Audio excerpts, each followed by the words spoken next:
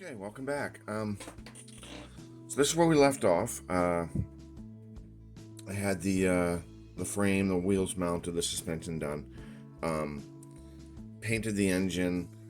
I did a couple of modifications, mainly because I'm not happy about a few things. To start with the wheels on the front, and my modifications really didn't make any difference, but there is a lot of play, a lot of, see. And if I mess with them too much, they pull right out of the axle pins. I've done what I can. I don't see any other way to fix it, short of risking gluing it in place. If I monkey with it too much, put a little bit a dab of glue on this one spot, it's liable to just seize up. So I'm going to leave it alone until I either can't stand it or I glue it, I glue it in place. It is what it is. The engine is now glued in place. I did paint up a few parts here and there. I didn't go too crazy. I wasn't sure what to paint because where these instructions do give the color of the overall part, like it said it wants the frame painted this color. It didn't say specifically this part of the frame or this part. It says the whole frame. Same thing for the engine. It says paint this engine this color. It doesn't say to paint this part this color, this part this color. So I had a hard time with that, and that's just those for first few parts of the instructions. When I get to this page, it actually letters, or it points out the color that each part is supposed to be. That's one of the downsides of the AMT kits, is that they're very inconsistent in that the instructions might say use this, or they might not. The instructions on one page will say use this, whereas on the next page it won't say anything. Part number, color number, doesn't matter. So they're very inconsistent. The sprues are kind of like that too.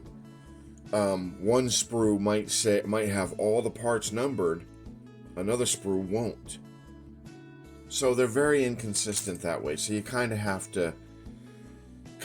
to just sort of use your own, take your own liberties and do what you think looks right.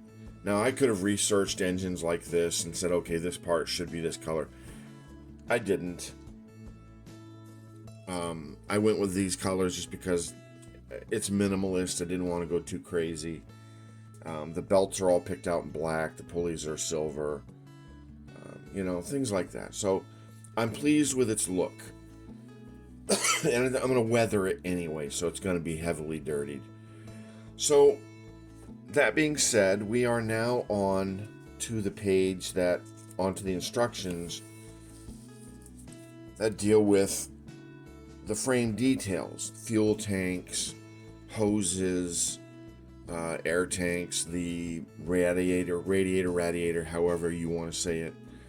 I've heard people say it both ways.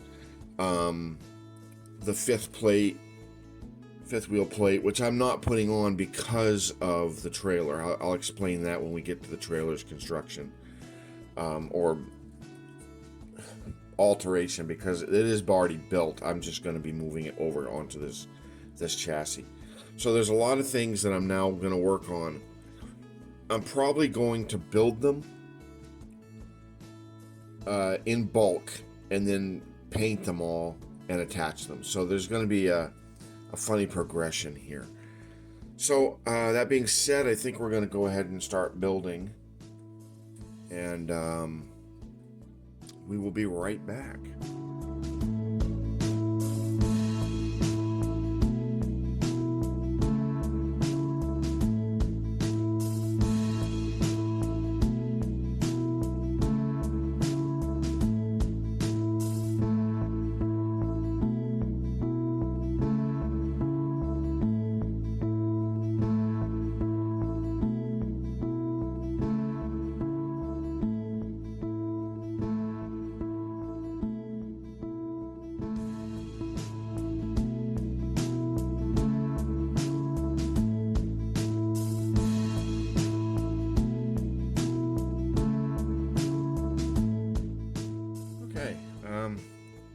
So I've identified and glued all the parts that need to be painted next.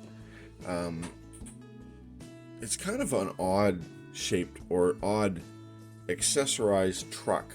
You got the fuel tank on what looks like the passenger side, and it's got steps and a filler spot right there. The one on the driver's side only has the filler spot. It doesn't have. It only has the one bottom step. It doesn't have the other step on top. It's weird. I don't know. So some of these parts I'm going to mount and paint in place because I think it's just easier to hand paint some of these. There are some I'm gonna run downstairs and give some paint to. The bigger pieces like the grill. I mean the radiator and the battery box. Now I glued the battery box closed, so the battery is not inside it. I didn't see any point in that. I do have a couple trucks where the battery box is, you can take the cover off, and I'm forever picking that cover up. It doesn't snap on in any way. It just sort of sits there, and when you move a truck or you go to clean your display, it just falls off and you lose it. So it's easier just to glue it in place, not bother with the battery. So I'm gonna go ahead and start painting these pieces, and we'll put them on, and we should be back soon.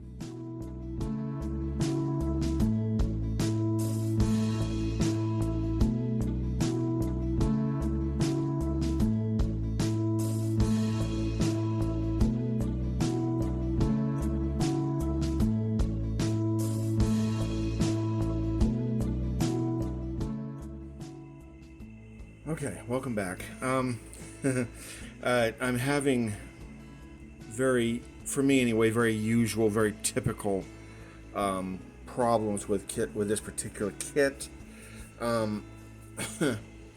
Again, it's my own issues with AMT that I have. The instructions just don't make sense in some cases. Now, to be fair, I didn't look up anybody else's build, so I don't know if I did the right thing here. I'm at the point where I've added some of the details, fuel tanks, air tanks, whatever, mud flaps, the exhaust stacks. Now, this is where I get confused. Okay, the instructions.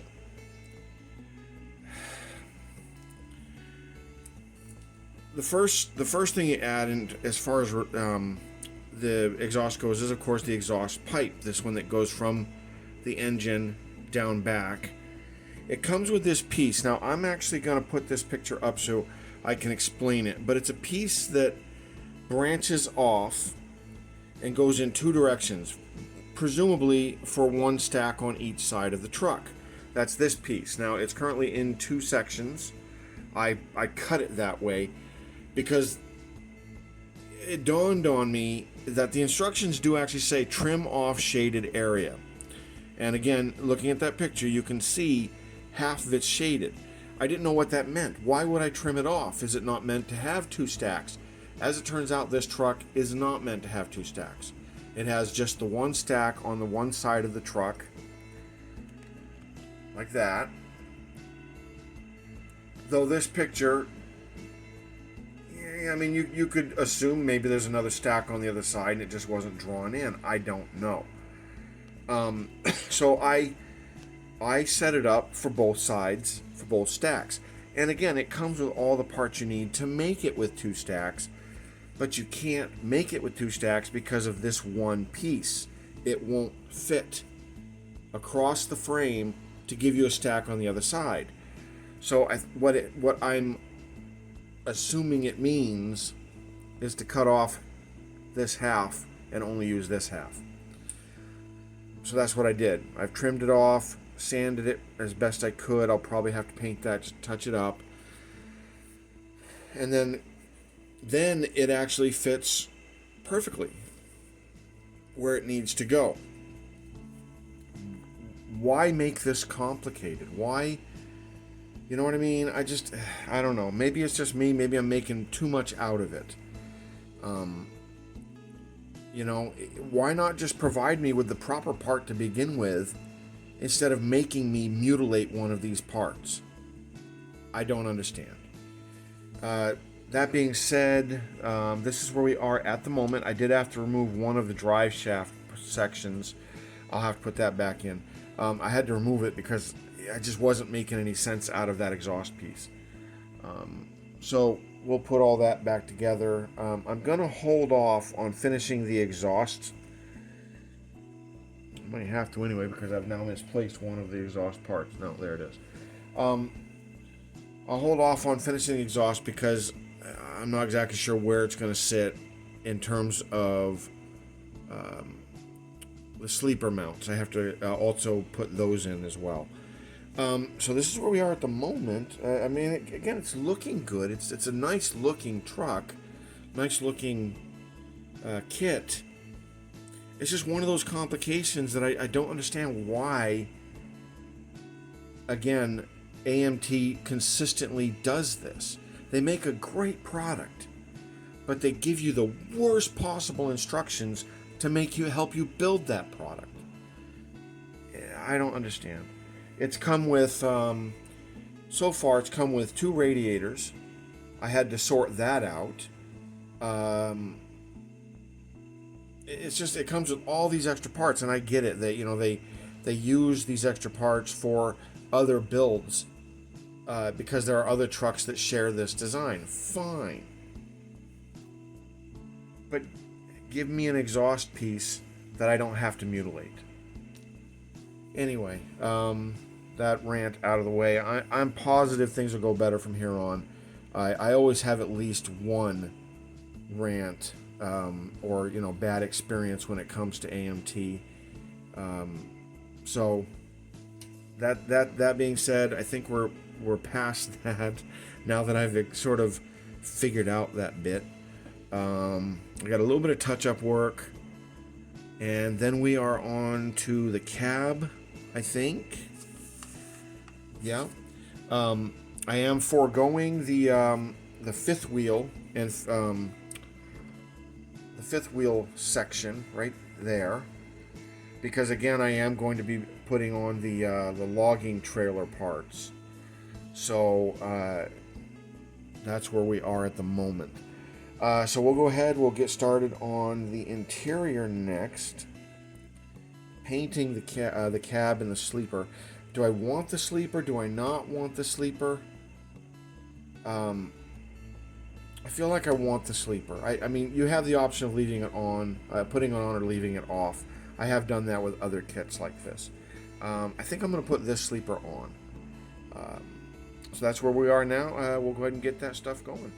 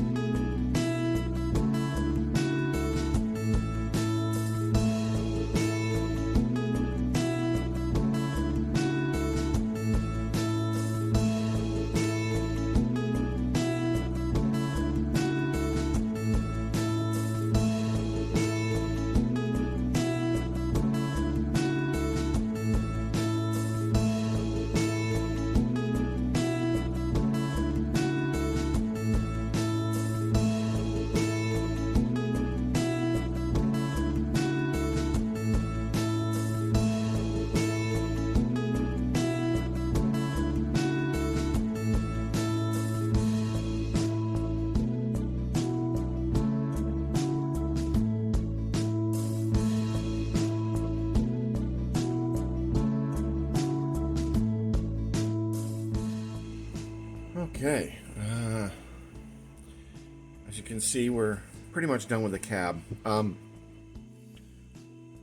First note, again, AC, hot, lots of noise, sorry. So the cab is together. I still have to put the window in down here. It doesn't actually call for that just yet, so I'm going to wait. I do like the decal for the dashboard. That just looks really good. Better paint job than I could do. So the only thing left to put in the cab is, of course, the CB. I'm going to wait on that. That's going to end up mounted up overhead in the cab. So our next step is mounting the interior to the cab.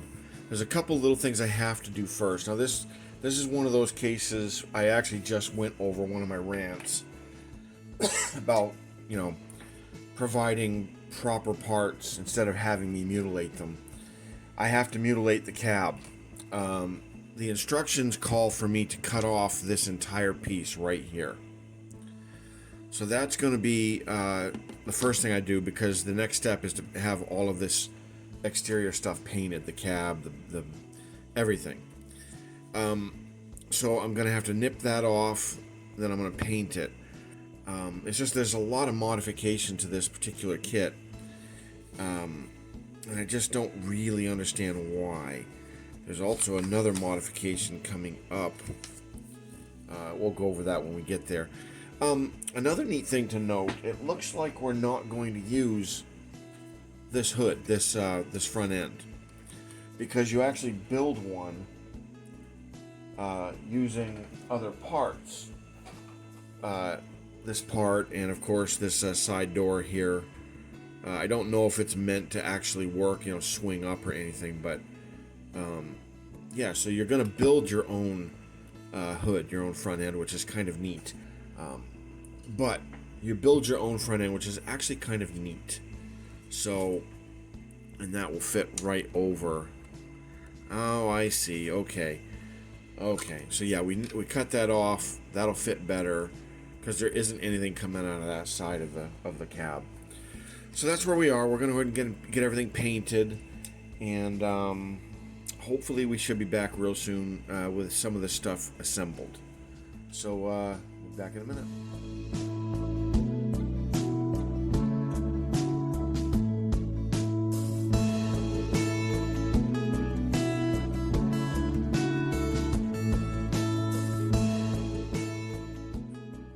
Okay,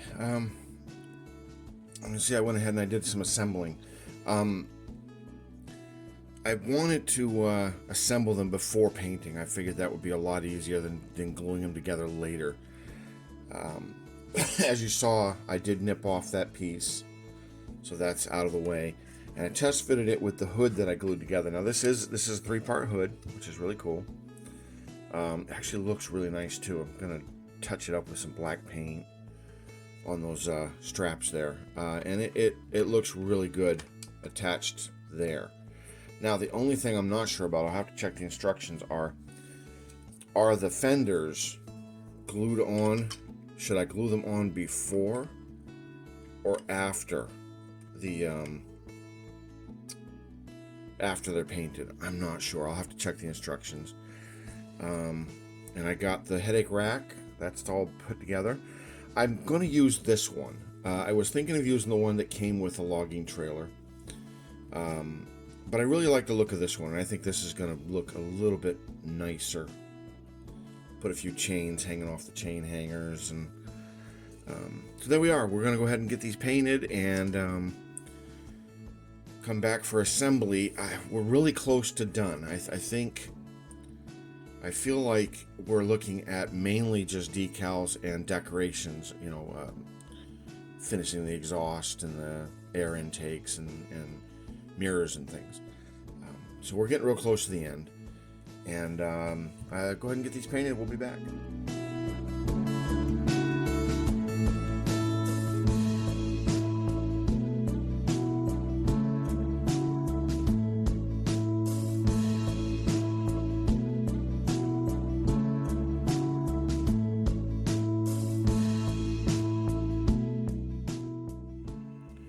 Okay, we're back.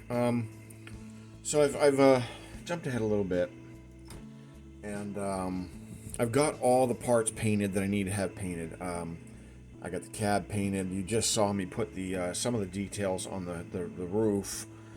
I finished the interior, and it is installed. It looks really good in there. I'm very pleased. I got some paint details to finish off on that, and then I got the mirrors and such to put on.